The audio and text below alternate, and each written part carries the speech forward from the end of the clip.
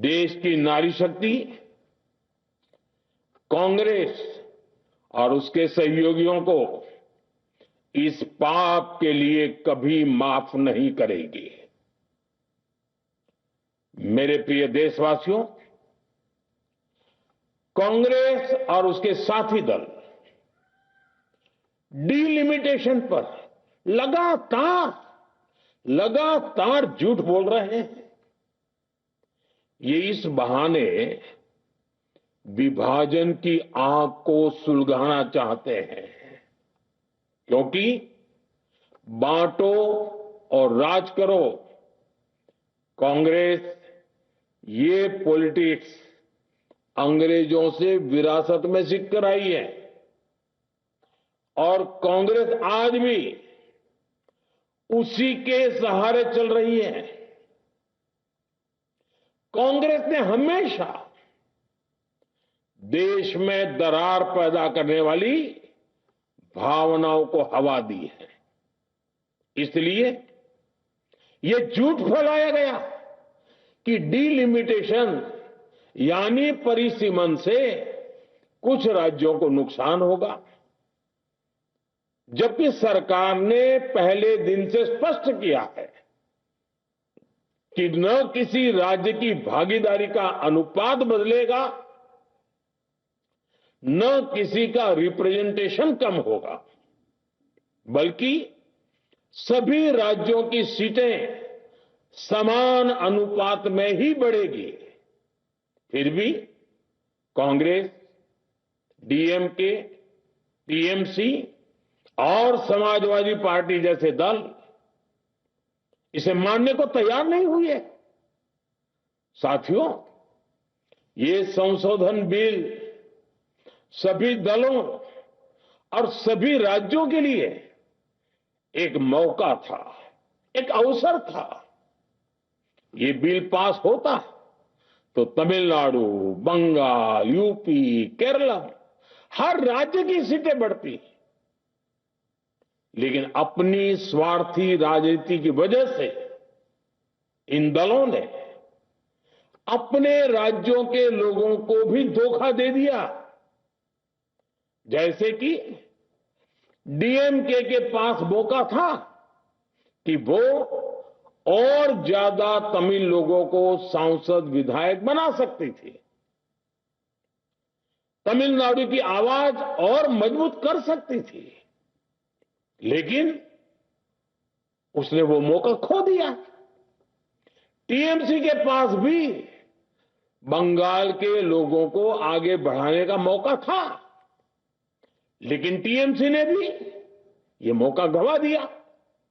Samajwadi party के पास भी मौका था कि वो महिला विरोधी छवि होने के दाग को कुछ कम कर सके, लेकिन सपा भी इसमें चूक गई। समाजवादी पार्टी लोहिया जी को तो पहले ही भूल चुकी है।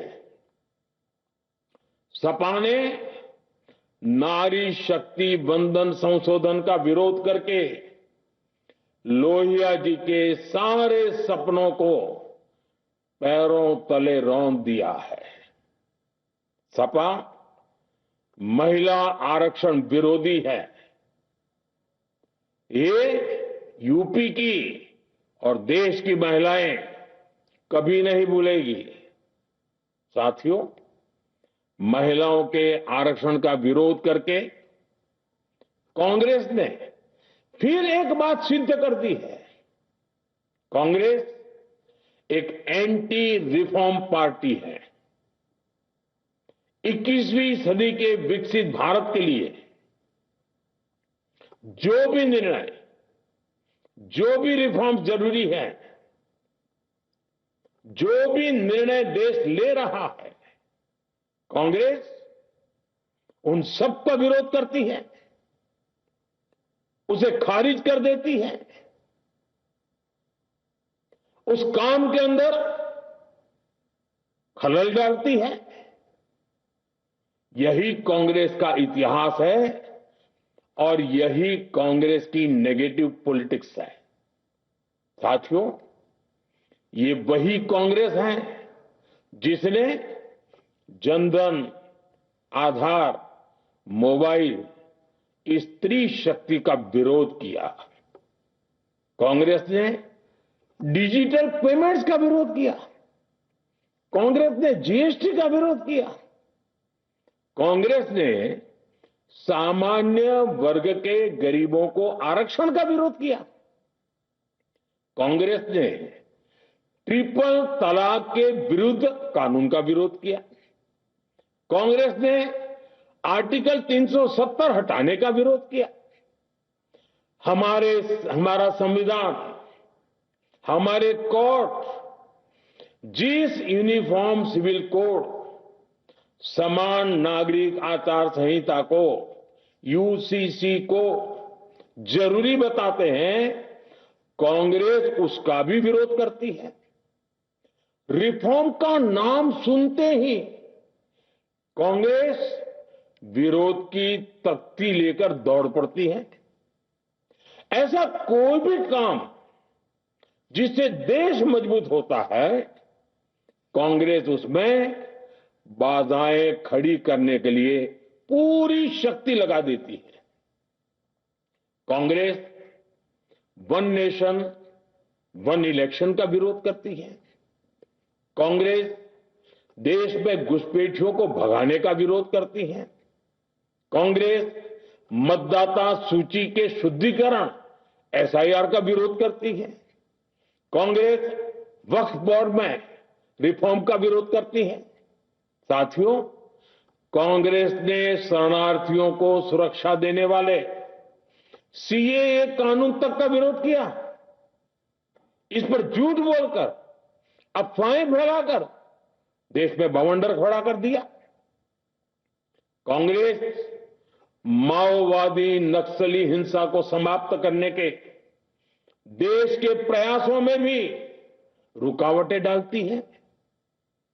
कांग्रेस का एक ही पैटर्न रहा है, कोई भी रिफॉर्म आए तो झूठ बोलो, भ्रम फैलाओ। इतिहास साक्षी है, कांग्रेस ने हमेशा यही नेगेटिव रास्ता चुना है। साथियों, जो भी कार्य देश के लिए जरूरी फैसला होता है, कांग्रेस इसको कारपेट के नीचे डाल देती है। कांग्रेस के इसी रवैये की वजह से भारत विकास की उस ऊंचाई पर नहीं पहुंच पाया जिसका भारत हकदार है। आजादी के समय उस दौर में हमारे साथ और भी कई देश आजाद हुए थे। ज्यादातर देश हमसे बहुत आगे निकल गए और इसकी वजह थी कि कांग्रेस हर रिफॉर्म को रोककर बैठी रही। लटकाना, भटकाना, अटकाना, यही कांग्रेस का सिद्धांत रहा है, यही कांग्रेस का वर्क कल्चर रहा है। कांग्रेस ने पड़ोसी देशों के साथ सीमा विवादों को लटकाया। कांग्रेस ने पाकिस्तान के साथ पानी बंटवारे से जुड़े विवादों को लटकाया। कांग्रेस ने ओबीसी आरक्षण के निर्णय को 40 साल तक लटकाए रखा। कांग्रेस ने सैनिकों के लिए वन रैंक वन पेंशन को 40 साल तक रोके रखा। साथियों, कांग्रेस के इस रवैये ने हमेशा देश का बहुत बड़ा नुकसान किया है। कांग्रेस के हर विरोध, हर अनिर्णय, हर छल प्रपंच का खामियाजा देश ने भुगता है, देश की पीढ़ियों ने भुगता है। आज देश के सामने जितनी भी बड़ी चुनौतियां हैं, वो कांग्रेस के इसी रवैये से उपजी हुई है। इसलिए ये लड़ाई सिर्फ एक कानून की नहीं है, ये लड़ाई कांग्रेस की उस एंटी रिफॉर्म मानसिकता के साथ है जिसमें सिर्फ नेगेटिविटी है, नकारात्मकता है। और मुझे इसमें कोई संदेह नहीं है कि देश की सभी बहनें बेटियां कांग्रेस की इस मानसिकता को करारा जवाब दे के रहेगी। साथियों, कुछ लोग देश की महिलाओं के सपने टूटने को सरकार की नाकामी बता रहे हैं, लेकिन ये विषय कामयाबी या नाकामयाबी क्रेडिट का था ही नहीं। मैंने संसद में भी कहा था, आधी आबादी को उनका हक मिल जाने दीजिए, मैं इसका क्रेडिट विज्ञापन छपवाकर विपक्ष के सभी लोगों को दे दूंगा। लेकिन महिलाओं को दकियानुसी सोच से देखने वाले फिर भी अपने झूठ पर अड़े रहे, कायम रहे। साथियों, नारी शक्ति को भागीदारी दिलाने की लड़ाई दशकों से चल रही है। वर्षों से मैं भी इसके लिए प्रयास करने वालों में से एक हूं। कितनी ही महिलाएं ये विषय मेरे सामने उठाती रही हैं, कितनी ही बहनों ने पत्र के द्वारा मुझे सारी बातें बताई हैं। मेरे देश की माताएं, बहनें, बेटियां, मैं जानता हूं आज आप सब दुखी हैं। मैं भी आपके इस दुख में दुखी हूं। आज भले ही बिल पास कराने के लिए जरूरी 66% वोट हमें नहीं मिला हो, लेकिन मैं जानता हूं देश की 100%, 100% नारी शक्ति का आशीर्वाद हमारे साथ है। मैं देश की हर नारी को विश्वास दिलाता हूं, हम महिला आरक्षण के रास्ते में आने वाले हर रुकावट को खत्म करके रहेंगे, हटा करके रहेंगे। हमारा हौसला भी बुलंद है, हमारी हिम्मत भी अटूट है और हमारा इरादा भी अड़िग है। महिला आरक्षण का विरोध करने वाली पार्टियां ये देश की नारी शक्ति को संसद और विधानसभाओं में उनकी भागीदारी बढ़ाने से कभी भी रोक नहीं पाएंगे। सिर्फ वक्त का इंतजार है। नारी शक्ति के सशक्तिकरण का बीजेपी एनडीए का संकल्प अक्षुण्ण है। कल हमारे पास संख्या बल नहीं था, लेकिन इसका मतलब ये नहीं है कि हम हार गए। हमारा आत्मबल अजेय है।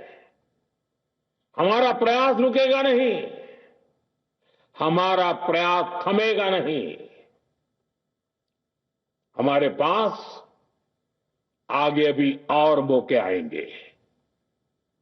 हमें आधी आबादी के सपनों के लिए, देश के भविष्य के लिए इस संकल्प को पूरा करना ही है। आप सबका बहुत बहुत धन्यवाद।